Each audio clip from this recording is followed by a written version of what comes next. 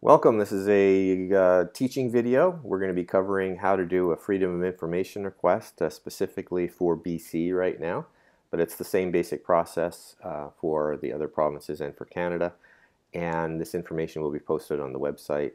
And also there's a similar process in probably every other country. I know the United States has it, and so again, you just look for your specific information in your area, and if you have that information and you want to share it, the links, I'll create a page under the research tab for your particular jurisdiction. So right now we're going to have Catherine, who's just gone through this process on her own. She's going to walk us through what she did and show us what she got as an initial response. So how you doing today, Catherine? I'm good, JD. How are you? Doing great, thanks. So we're looking at your screen right now, which has the Sue Wrongdoers website. And if you just want to show people where on the website this information is at the moment, and where the additional information is going to go, just go to the research. Okay. Just go to the research tab and. Okay, let's go to the research tab and go down to Canada, and then over down to BC, and then down to the BC FOI requests, and then please click on that.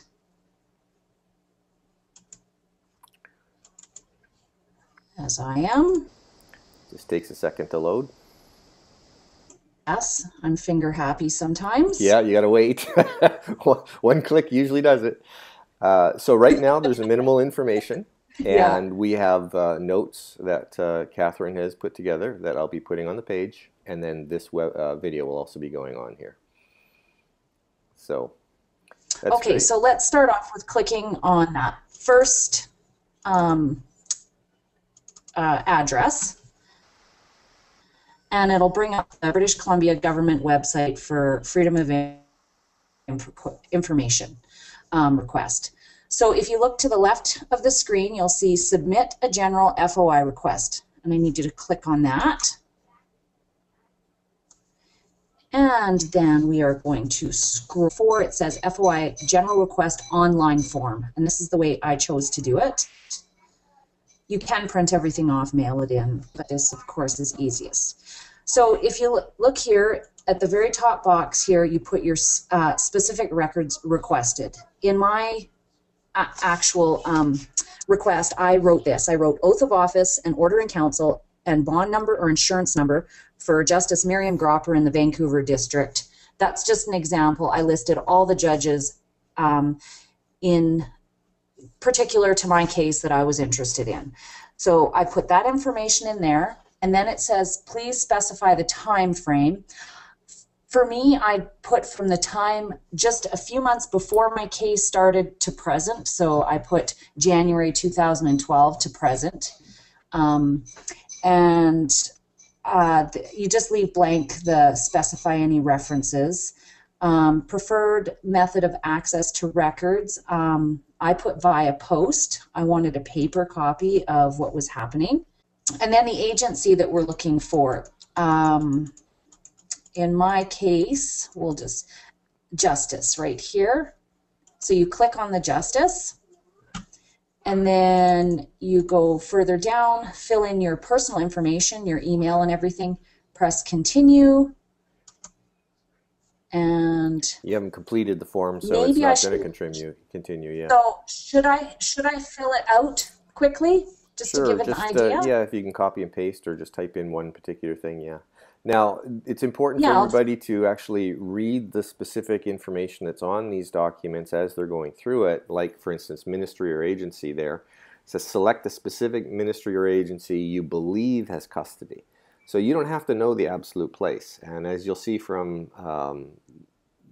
Catherine's response, she put an agency on there, and they said this isn't the agency, and they've referred it to the correct one. So you don't have to have the exact answer, but it's best to get it to, if you can. But they have to proceed with it even if you don't have the right answer. It just delays the process. Right. So I'm just going to scroll down, fill in the rest of my address.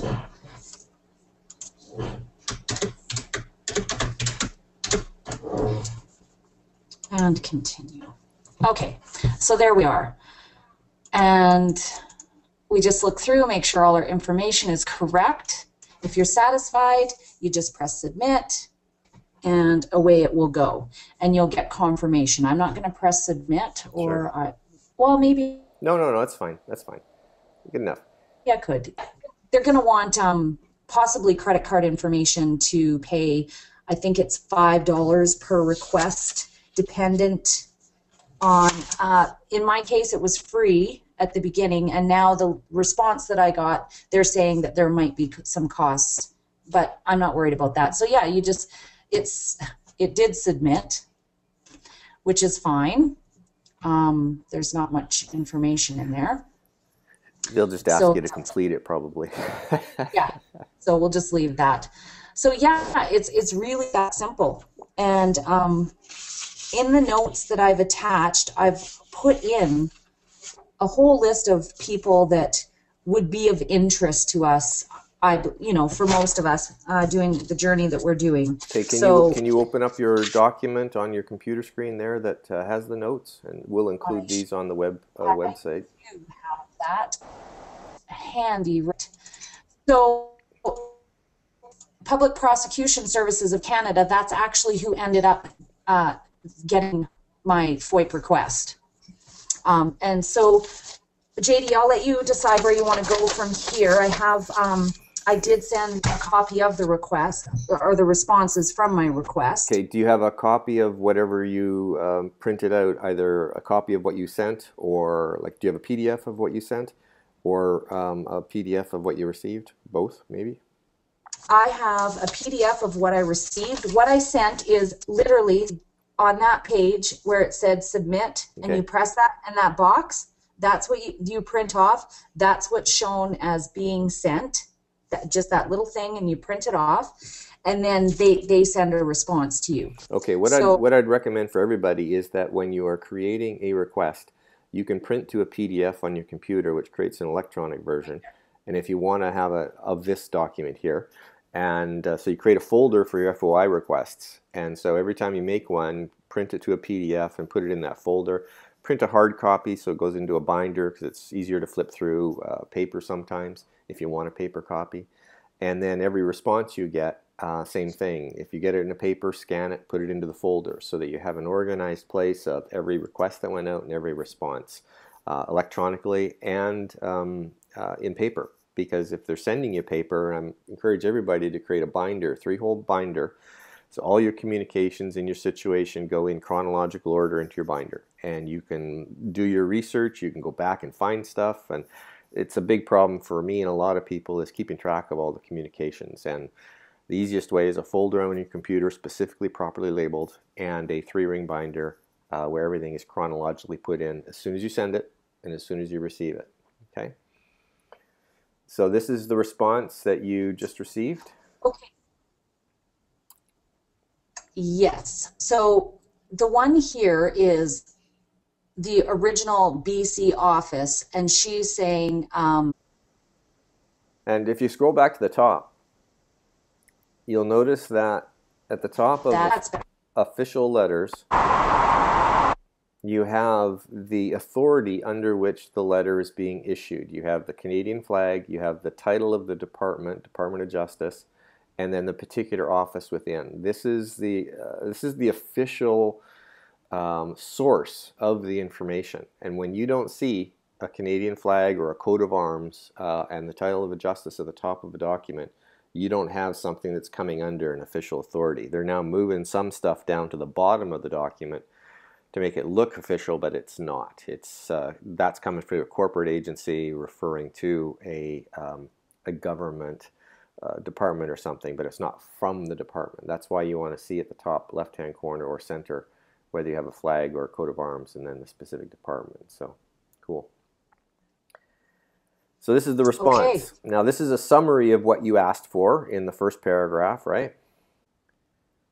Yep. Federal and the provincial. I had to break down my my request, and I did all the judges under federal, and then I did another one for just the prosecutors of the province.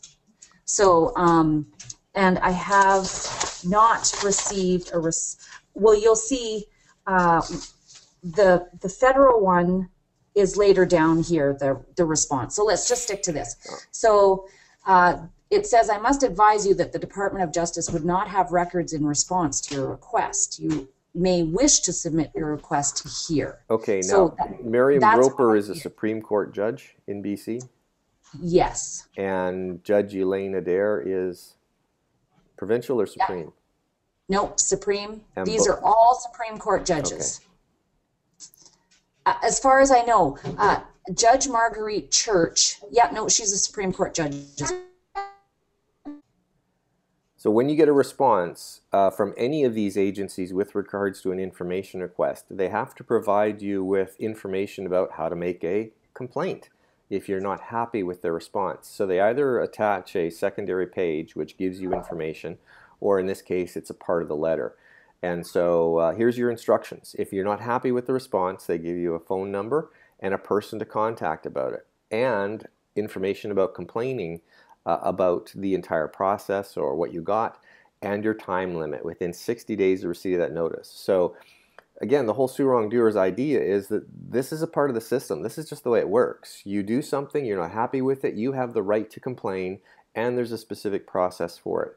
It's in the legislation, it's in some type of regulation, it's in actual information that's available through information pamphlets or on the websites. And like in this case here, they're giving you the directions at the time that you receive the information, what to do and who to contact and how long you have to do it if you're not happy. So again, this is just the way the system is set up, and we have not been complaining. We take what they do to us and we take what they give us and we go, oh well, that didn't work, and we miss the complaint process. So it's just going that extra mile and making the complaint if you're not happy with it. So the bottom line is, every time that they receive a request, they have to acknowledge they've received it, and then they have 30 days after they've received it to fulfill it. And if they don't fulfill it within the 30 days, they have to give you notice they need additional time. So that's part of what this process is in the letters. Right, and there's two steps. One is actually the quote-unquote the private notice aspect, because they're giving you a person, a man or a woman in the office with a phone number to talk to. And that's your first step. If you're not happy, you contact them and you try and settle it and find out and ask your questions and so on. And if you're not happy with that, then you go to the second step, which is making the complaint to the other office. It was just saying she can't deal with it. So she's saying the reason why. And I found this very interesting. The Public Prosecution Service of Canada has a greater interest in the records sought. We consulted with the Access of Information and Privacy Office of that institution, and the coordinator agrees that a transfer of your request would be appropriate. I am therefore advising you that pursuant to subsection 8.1 of the Access of Information Act, I am transferring your request and application fee to the ATIP office of the Public Prosecution Services for processing and their contact information. So that information got sent to the Public Prosecution. Cyril, I heard from him right away. If you go down to now this, so it got forwarded, and here is the response from Public Prosecution Service of Canada. Okay, so this is my response from Cyril McIntyre of Public Prosecution Services of Canada, and he's acknowledging that it's been forwarded to him, and he's going to take the necessary search of the records and will contact me again in due course regarding this request. Okay, so one moment. And just as a footnote, the flag looks different because it's a red flag that's been photocopied. That's why it dropped out, right? Okay. Okay, so you will find enclosed an information sheet listing the principles that we will follow while processing your request. This information sheet also explains additional fees that may be required and the circumstances under which the statutory time limit to respond to the request may be extended. We will notify you should additional fees or time extension be required. Please be advised that you're entitled to complain. Again, we're talking to the Information Commissioner concerning the processing of your request within 60 days of receipt of this notice. In the event you decide to avail yourself of this right, your notice of complaint should be addressed to, and they give us the address of where to complain. Pretty handy, eh? Right. And so again, at the very last page that Cyril's signed, you know, there's somebody here, Nanette Hillier, who I can contact in regards to all of this. Now, just as a So, footnote, for those paying attention, both of the signatures we have looked at in the last 2 minutes, including this one, have the word "for" in front of the signature. So somebody else is signing for the person whose name is typed on the document. yeah, because the signature actually is A. Allen. Yeah. So Yeah, and there you signing for Cyril McIntyre. yeah. So yeah, folks, that's how you do a request. It's really easy. It just doesn't take that long. There's easy notes to follow to do this. I've also supplied notes for how to do it in BC, or in Alberta. And in Alberta, it costs $5, and I haven't received my responses from that yet. But the process is very similar, like JD said, in all the provinces. So there we have it. Okay, cool. Well, thank you very much for sharing your research and for sharing your results. And this is part of what I want to try and do is invite people who are doing proactive things like this to participate in the teaching process, because it's not just about me doing the research and then compiling the teaching. You all have experiences. You all are doing things. And if you want to come on with me and share what you've done and how you've done it, that means I don't have to go out and learn it and create a teaching tool, because you've already done it. You're the expert on it. You can teach me, and at the same time create a recording to teach everybody else. And we can all contribute to the research and the process of learning how to do these things. And when you're told to go do a Freedom of Information request, you know, your brain goes, I got too much to do. I don't want to have to learn a new thing. And then you have somebody walk you through the process like this, and you go, I can do that. And here's the link for it, makes it easy. And here's the form, and that makes it easy. So the whole idea is trying to break it down into simple steps, get walked through a process very quickly, so that we can all move forward with all of the processes as quickly as possible, and hopefully right the wrongs that are going on because we're not using the processes that are available to us, because we're intimidated or we just don't know, and they're usually not that hard. So thank you very much for sharing that with us, Catherine, and congratulations for being proactive and taking those steps. I really appreciate it. No problem. It was awesome. Okay, so you guys will take care, and we'll talk to you soon. Take care. Bye.